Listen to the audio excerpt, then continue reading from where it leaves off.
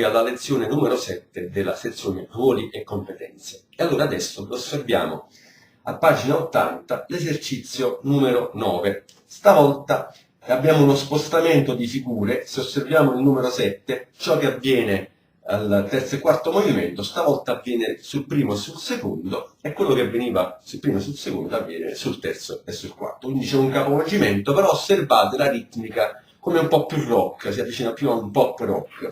Allora, accordi Do maggiore, Sol maggiore, che possiamo fare con rivolto, Re minore, sempre con il legame armonico, e di nuovo Sol maggiore col primo rivolto.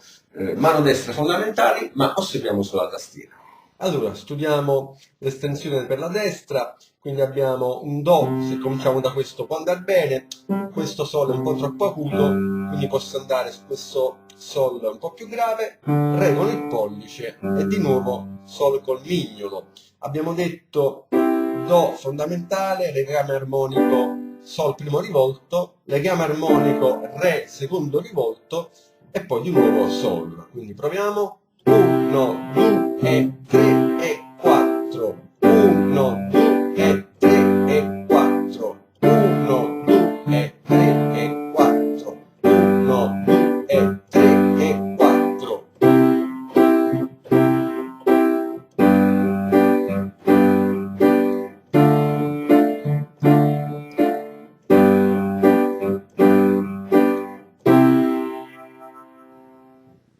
E allora anche questo un accompagnamento ritmico molto efficace. Provateli su varie canzoni, soprattutto il ricordo, provate a mischiare, valutate sempre l'estensione della mano sinistra, su quali note conviene suonare, devono essere abbastanza gravi.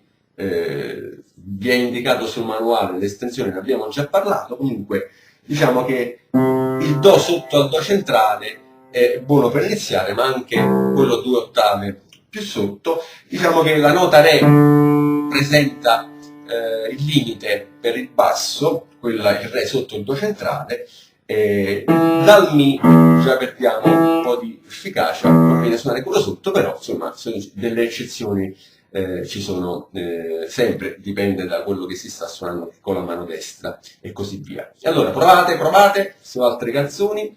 Io vi ringrazio anche per questa volta, è tutto, buono studio e buona musica, ciao!